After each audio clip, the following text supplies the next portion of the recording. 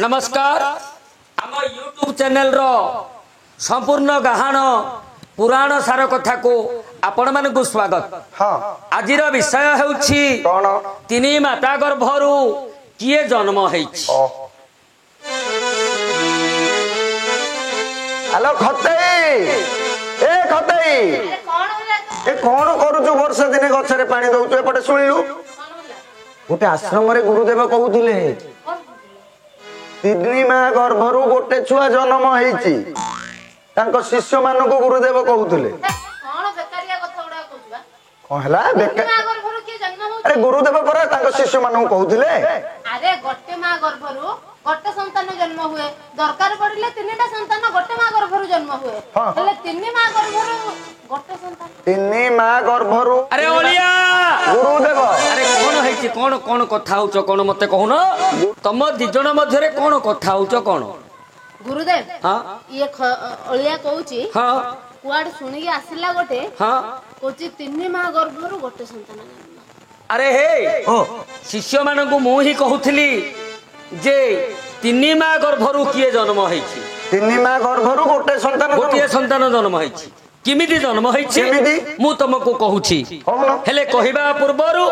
हमर पुराण सार कथारे टिके मध्य जीवा। अच्छा सुन हे भाई पुराण सार कथा एही सुन हे भाई पुराण सार कथा एही पुराण जदि पढ़िब ज्ञान गुरु व्रत हेब पुराण जदि पढ़िब ज्ञान गुरु व्रत हेब संसारु मुक्ति पथ पाई सुन हे भाई पुराण कथा एबे कही।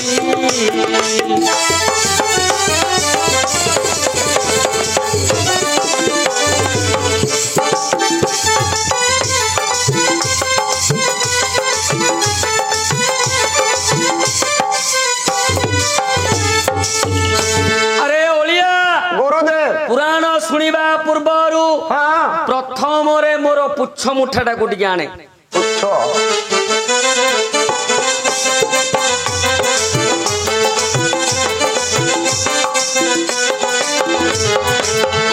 वंदे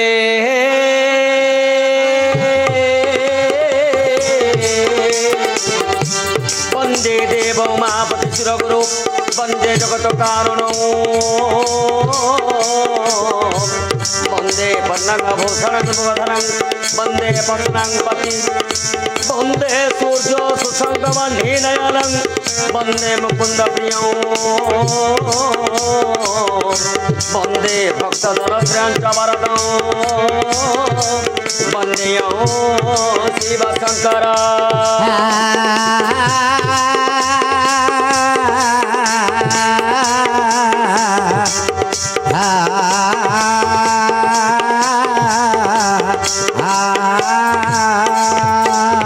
सुनिब सुज्ञाने मन कर्ण देई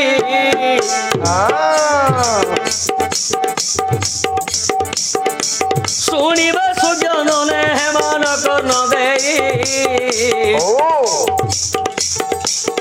जरा संध जन्म कथा देवा हे बुझाई मगध देशर अटई राजन गुहजख बोली अटे तार नाम तांकर पुणी दुई गोटी राणी सुमती चारुमती कहली जानी हेले दुई गोटी राणी अपुत्री कहेले हेले दुई गोटी राणी अपुत्री कहेले आज्ञा किए मध्य पुत्र जन्म लभिले नहीं तो सेते बेले राजा कुदे बोलती वचन जहा कहू सुन हे राजन आगे तुम्हे बे पुणी तपस्या करी जीव फल मिलिले पुत्र जन्म हेब एमत पुणी राजा को बोइले एमत पुणी राजा को बोइले एकुटी एक କଥା ଗୋଟିକ ରାଜା ମନେ ଚିନ୍ତିଲେ ଆଉ ମନ ମଧ୍ୟ ଚିନ୍ତିଲେ ବୃହଦ୍ରଥ ରାଜନ ସେଠାବରୁ ପୁଣି କରିଲେ ଗମନ ଦୁର୍ବାସା ଋଷିଙ୍କ ଅଟଇ ଉଦ୍ୟାନ ସେଠାବରେ ତପ କଲେ କ ଯାଇଣ ଏବେ ଶୁଣିବଟି ଦେଇ ମନ ହି ଜ୍ଞାନୀ ଜନ ଏବେ ଶୁଣିବଟି ଦେଇ ମନ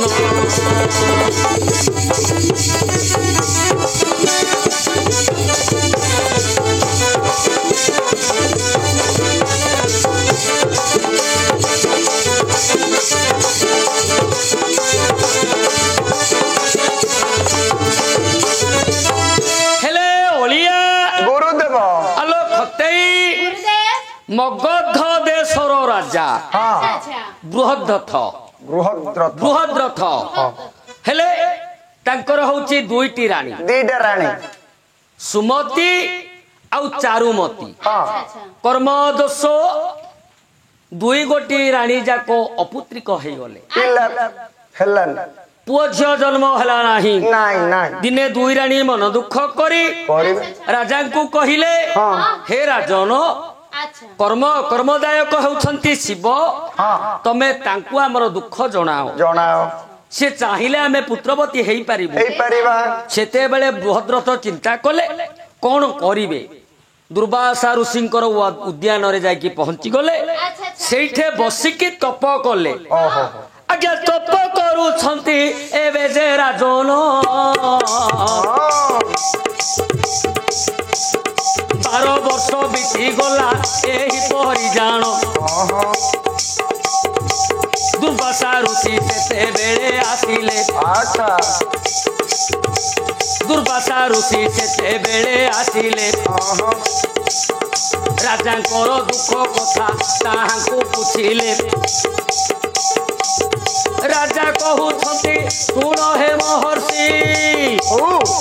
ମୋହର ପୁଅ ଝିଅ ନାହିଁ କିଛି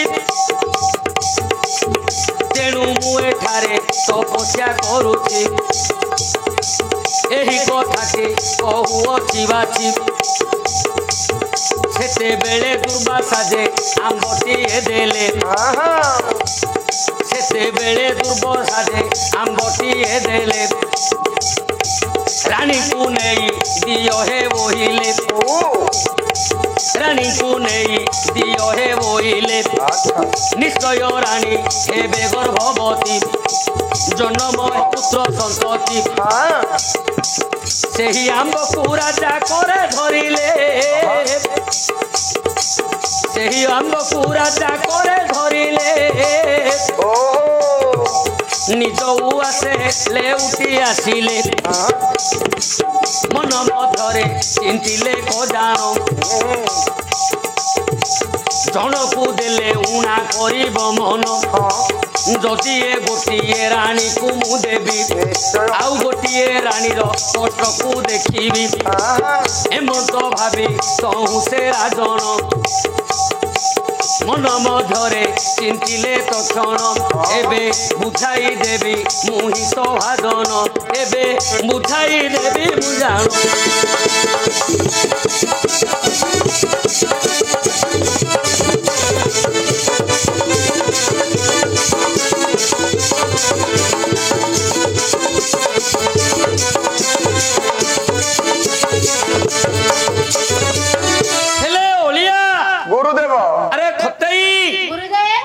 दुर्वासा ऋषिंकर उद्यान रे जेतेबेले तप करूछंती राजा दुर्वासा ऋषि गोटिए आंब देले आंबटिए देले कहिले हे राजा तमे रानी को नहीं हे फलटी दे दियो रानी निश्चय गर्भवती हेबे तमरो पुत्र संतति जन्म हबो राजा कले कोन फलटी को धरी पकेले गृह को लेउटी आसिले चिंता कले आंबटी काहा को देबे जदि सुमति की देबे चारुमती मन कष्ट करिवे निश्चय जदि चारुमती की देबे सुमति मन कष्ट करिवे चिंता कले राजा तेणु मन मध्य भाविले नाही ଦି ଜଣ ଯାକୁ ଦେଇଦେବି। ଦି ଜଣ ଯାକୁ ଦେବେ। ଆମ୍ବକୁ 2 ଫାଳ କରିଲେ ଜାଣ, ଆମ୍ବକୁ 2 ଫାଳ କରିଲେ ଜାଣ, ଓହୋ 2 ରାଣୀ ମଧ୍ୟରେ କରିଲେ ବଣ୍ଟନ, ତାକୁ 2 ରାଣୀ ମଧ୍ୟରେ କରିଲେ ବଣ୍ଟନ। 2 ରାଣୀ ଯେ ଫଳକୁ ଖାଇଲେ, ଆଉ 2 ରାଣୀ ଯାକ ଗର୍ଭବାସ ହେଲେ। 2 ମାସ 3 ମାସ 4 ମାସ ଜାଣ, ଦିନକୁ ଦିନ ବିକଳିତ କ୍ଷଣ, ଦିନକୁ ଦିନ ବିକଳିତ କ୍ଷଣ। ଆଜ୍ଞା ଏହି ଭଳି ହୋଇ 10 ମାସ ହେଲା, ଆଜ୍ଞା ଏହିପରି ହୋଇ 10 ମାସ ହେଲା। ରାଣୀ ଦୁହିଁଙ୍କର ଗର୍ଭ କଷ୍ଟ ଆରମ୍ଭିଲା, ରାଣୀ ଦୁହିଁଙ୍କର ଗର୍ଭ କଷ୍ଟ ଆରମ୍ଭିଲା। ପ୍ରସବ କଲେ 2ଟି କୁମାର, ପ୍ରସବ କଲେ 2ଟି କୁମାର। ଆଉ ସମ୍ପୂର୍ଣ୍ଣ ନୁହଇ ଫାଳ ଫାଳ ତାର, ଏତିକି ଶ୍ରବଣ କର ହେ ଜ୍ଞାନୀ ଜନ, ଆଜି ଏତିକି ଶ୍ରବଣ କର।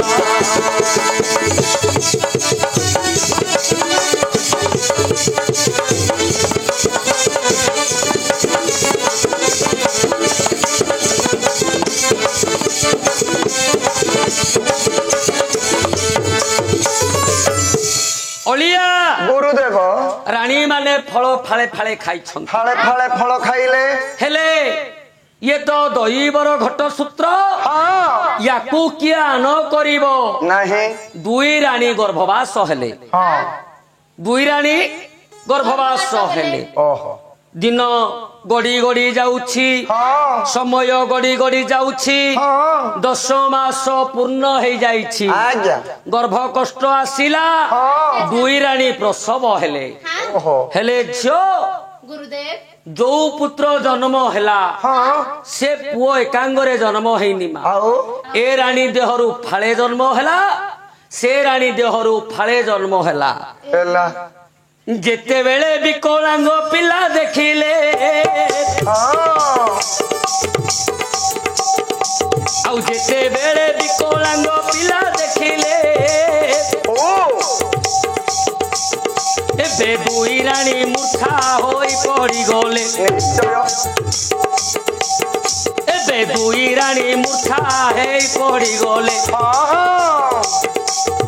ଏକାଳେ ରାଜନ ଶୁଣିଲେ ତକ୍ଷଣ,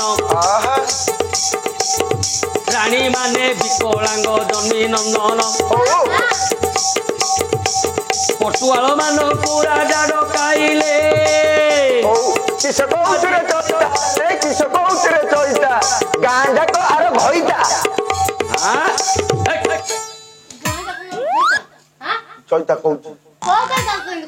ଦୁନି ବଇଛି ଚଇତା। ଆରେ ତାର ହାତ ଧରି ବିବାହ କରୁଛୁ ପରା। ଆଉ କହୁଛି ତ ସେ ଗାଁରେ କଣ। ହେଲେ ଆଜ୍ଞା ଲକ୍ଷ୍ୟ କରନ୍ତୁ, 2 ରାଣୀ ଯେତେବେଳେ ପ୍ରସବ ହେଲେ, ଆଜ୍ଞା 2ଟା ଫାଳ, ଗୋଟିଏ ପୁତ୍ରର 2 ଫାଳ 2 ମାଙ୍କର ଗର୍ଭରୁ ଜନ୍ମ ହେଇଛି। ଯେତେବେଳେ କଥାଟା ରାଜା ଶୁଣିଲେ, ରାଣୀ ମାନେ ବିକଳାଙ୍ଗ ପୁତ୍ର ଜନ୍ମ କରିଛନ୍ତି, ପିଣ୍ଡରେ ପ୍ରାଣ ନାହିଁ, ଏଣେ ରାଣୀ ମାନେ ମୂର୍ଚ୍ଛା ହେଇକି ପଡିଛନ୍ତି। ସେତେବେଳେ ରାଜା ବହୁତ ଦୁଃଖ କଲେ, ବହୁତ ମନ କଷ୍ଟ କଲେ। କିଏ କରିବନି ମା, ଫାଳେ ଫାଳେ ପିଲା, ଏଙ୍କୁ ନାହିଁ କି ଚେଙ୍କୁ ନାହିଁ। ହେଲେ ଅଳିଆ କଟୁଆଳ ମାନଙ୍କୁ ରାଜା ଡାକି ଦେଲେ, କହିଲେ ରେ ସୈନ୍ୟଗଣ, ଏ ପିଲାକୁ ନେଇକି, ଏ 2 ଫାଳ ଯୋଉ ପିଲା, ଆକୁ ନେଇକି ଶ୍ମଶାନରେ ଫୋପାଡ଼ି ଦିଅ। ଫୋପାଡ଼ି ଦେଇ ଆସ। ଆଜ୍ଞା ଆଜ୍ଞା ମାତ୍ରେ ତହୁ 4 ମାନେ ଗଲେ, ଆଉ ଆଜ୍ଞା ମାତ୍ରେ ତହୁ 4 ମାନେ ଗଲେ। 2 କୁମରକୁ 2 ଜଣ ଧରିଲେ, 2 ଫାଳକୁ 2 ଜଣ ଧରିଲେ, ଆଉ ଶ୍ମଶାନରେ ତାକୁ ଦେଲେ ପକାଇ ଶ୍ମଶାନରେ ତାହାକୁ ଦେଲେ ପକାଇ ରାଜପୁରକୁ ସର୍ବେ ମିଳିଲେ ଯାଇ ଶ୍ମଶାନେ ଦୁଇ ଫାଳ ପଡ଼ିଥିଲା ଆଉ ଶ୍ମଶାନରେ ଦୁଇ ଫାଳ ପଡ଼ିଥିଲା ଏ ସମয়ে ଯାହା ଘଟିଲାଟି होला ଦୈବର ଘଟ ସୂତ୍ରକେ ଆନ କରିବ ନାଇଁ ତ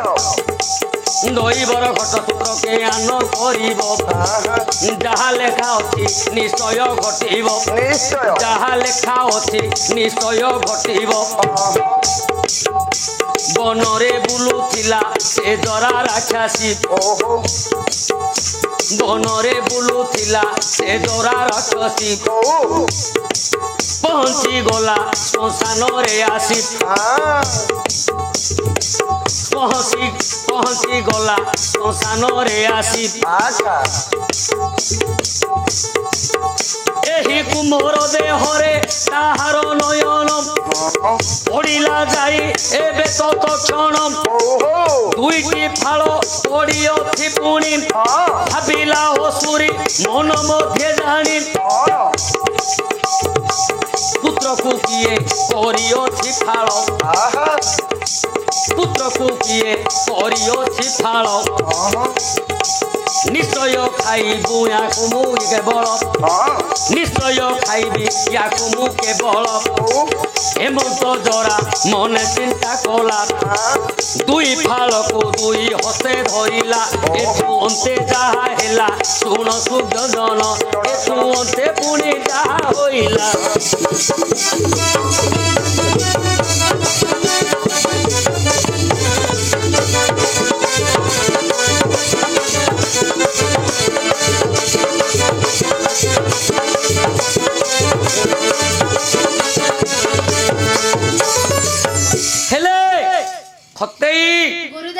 कौन बुझुचु ये होची देवतांकर घट सूत्र जेते बेले जहा हेबागु थियो निश्चय घटिबो हेले सैन्य सामंत माने दुई फाळ को नै श्मशान रे पकई दै छंती दुई फाळ पडिछि तेणे जोरा नामक राक्षसी अरण्य रे बुली बुली आसी श्मशान घाट रे पहुंची गला जेते बेले श्मशान रे पहुंचिला देखिला नरगंध आसुछि मनुष्य गला कोठे कोन अछि देखिला गोटिए शिशुर दीटा फाळ पडिछि अरे कोन एमति होछि एटा असुरनी होलिया होछि जा नै ता खाइ दो गुरुदेव मत तो किछ आसना अरे देखिला गोटिए पुत्रर दीटा फाळ पडिछि चिंता कला असुरी जे याको पिल्लाटा को किए दी फाळ करी की मारी देछि एटा करी पके दी फाळ करी की किए मारी देछि चिंता कला असुरी जहा हो किए मारुची मारू मोर तो ये आहार खाइबी सहजे कोमलिया मांस याकु आज मु खाइबी मते पाप मध्य लागिवनी काहेकि ना मृत पिलाडा किए पूर्वरु मारी देछि दी फाळ करी देछि मु आकु खाइ देबी चिंता कला किए जरा जरा असुरी चिंता कला खाइबी तो खाइबी पिलाडा बड़ सुंदरिया लागुची अच्छा अच्छा दी फाळ किए कर देछि देखिया फाळ दीटा को जोड़ी किया को देखिबी आज्ञा दुई फाळ को दुई करे धरी दुई फाळ को दुई करे धरी मिसाई देखुछि से दोरा सबरी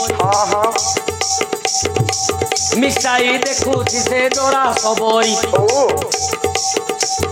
देखिला रूपटी ये अति सुंदर देखिला रूप तार अति सुंदर एहाकू एबे करबी आहार दुई फाळ को मिसाई न देला पाटी बते ताकू गर्भकू खेपिला हेले अलगा अलगा न खाई ये चिंता कला ए दीटा को टिके मिसई देबी मिसेई देकी याकू खाइबी ये तो कोलिया मांस भारी भलो लागिवो खाई देला ଖାଇଦେଲା दी फल डाकू जोड़ी देला दी फल जाकू आज्ञा मिसेई की जते बेले खाई देला असुर ये जो गर्भ को गला गला दैवर घट सूत्र के आन करिब दैवर घट सूत्र के आन करिब पुत्र गोटी किंपा गर्भरे रहिब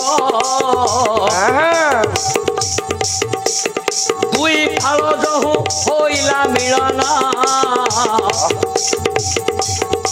गर्भरे जेतेबेले पाई गला स्थान शरीरे पशिला ताहार जीवन शरीरे पशिला ताहार जीवन चरा जे पेट गोटी एबे चिरी देला जरार पेट गोटी एबे चिरी देला हुंकार रोटी करी पेटू बाहरिला ଗୁରୁଦେବ अलिया गुरुदेव अरे ये होची दुर्वासा ऋषिंकर फल ताकू किया अन्न करिवो जेते बेले जोड़ी देइछि जरा गर्भ को जेते बेले खेपी देइछि ए दुई फाल जोड़ी होई जेते बेले गर्भरे स्थान पाई गला तारो शरीर भीतर को जीवन पळी आसिला शरीर भीतर को जीवन पळी आसिला जरार पेट चिरी हुंकार नाद करी पिला बाहर को बाहरिला जरा गर्भरु पुत्र जन्म हला